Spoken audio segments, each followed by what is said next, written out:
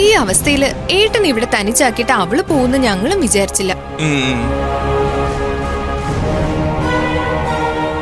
പക്ഷെ അവക്കെന്താ, ഏട്ടൻ ഏത് കണ്ടീഷനിലായാലും അവൾ ആഗ്രഹിക്കുന്നത് നടക്കണം, അത്രേ ഉള്ളൂ. അതെ, ഇല്ല, ഞാനിത് വിശ്വസിക്കില്ല. ജീവൻ ബാക്കിയുണ്ടെങ്കിൽ നന്ദിനി എന്നെ വിട്ട് ഇവിടുന്ന് പോവില്ല, അതെനിക്ക് വിശ്വാസാ. നന്ദിനി, നന്ദിനി,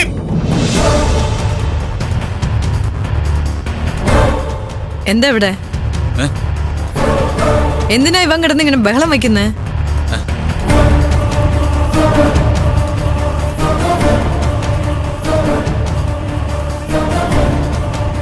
ഞങ്ങൾ പറഞ്ഞു മടുത്തു മമ്മി. നന്ദിനി കാണണമെന്ന് പറഞ്ഞ ഇല്ലാത്തയാളെ ഞങ്ങൾക്ക് എങ്ങനെ ഉണ്ടാക്കി കാണിച്ചു കൊടുക്കാൻ പറ്റും?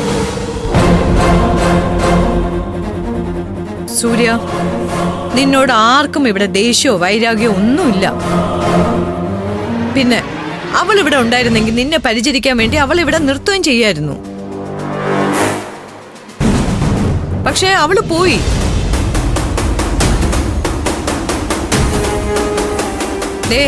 അതിന് ഞങ്ങളെ കുറ്റപ്പെടുത്തിയിട്ട് കാര്യമൊന്നുമില്ല. ആ സുദേവന്റെ വാശിയാ അവൾ ഇവിടുന്ന് പിടിച്ചോണ്ട് പോയത്. നിങ്ങൾ ആരെയും പറഞ്ഞു വിശ്വസിപ്പിക്കാൻ ശ്രമിക്കുന്നേ? നന്ദിനെ ഞാൻ മനസ്സിലാക്കിയെടുത്തോളം നിങ്ങളൊന്നും മനസ്സിലാക്കിയിട്ടില്ലോ.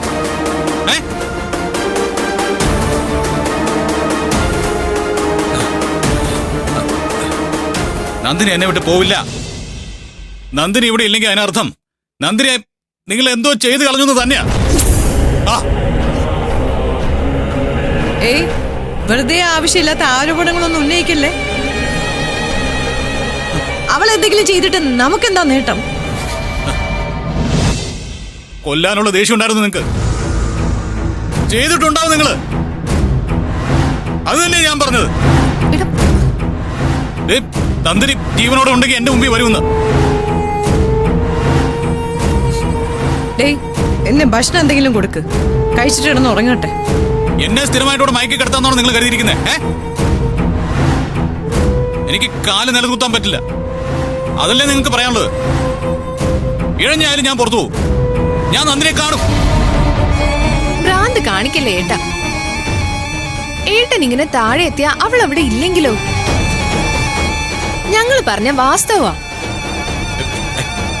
എന്റെ ഫോൺ അവിടെ. ഞാൻ വിളിച്ചോളാം നന്ദിനിയെ. ഞാൻ വിളിച്ചു വരുത്തിക്കോളാം. ഫോൺ അവിടെ.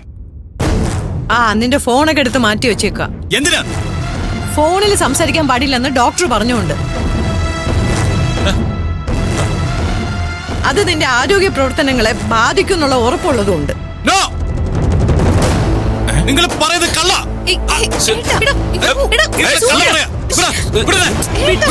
പിടിച്ചെടുത്ത് മരുന്ന് കൊടുക്കടാവ, അല്ലെങ്കിൽ ഇങ്ങനെ ബഹളം വെച്ചോണ്ടിരിക്കും. അവന്റെ ഒരു നന്ദിനി.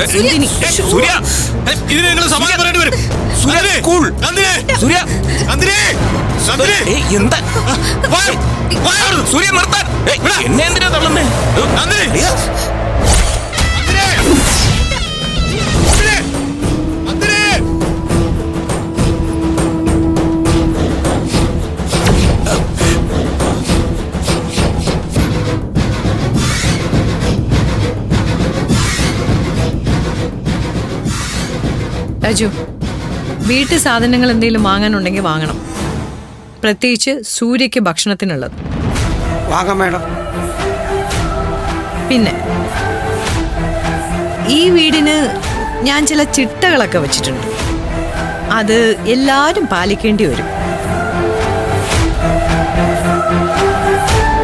എന്തെങ്കിലും കാരണവശാൽ അതാരേലും മറികടന്ന പിന്നെ അവരിവിടെ ഉണ്ടാവില്ല.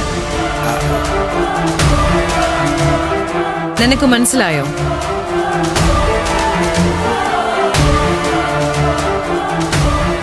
പിന്നെ ഇതൊരു കുടുംബമാണ്. ചിലപ്പോ വേദനിക്കുന്നവര് കിടന്ന് കരയും. ഉറക്ക ആരെയും വിളിക്കുന്നു എന്ന് കരുതി അങ്ങോട്ടേക്ക് കയറി ചെല്ലേണ്ട കാര്യമൊന്നുമില്ല.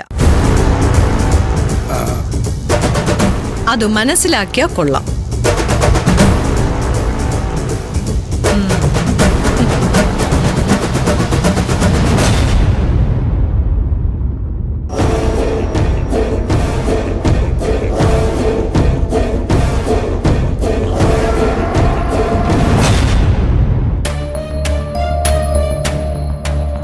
സൂര്യ സാറിനറിയാം മോൾ ഇവിടെ തന്നെ ഉണ്ടെന്ന്.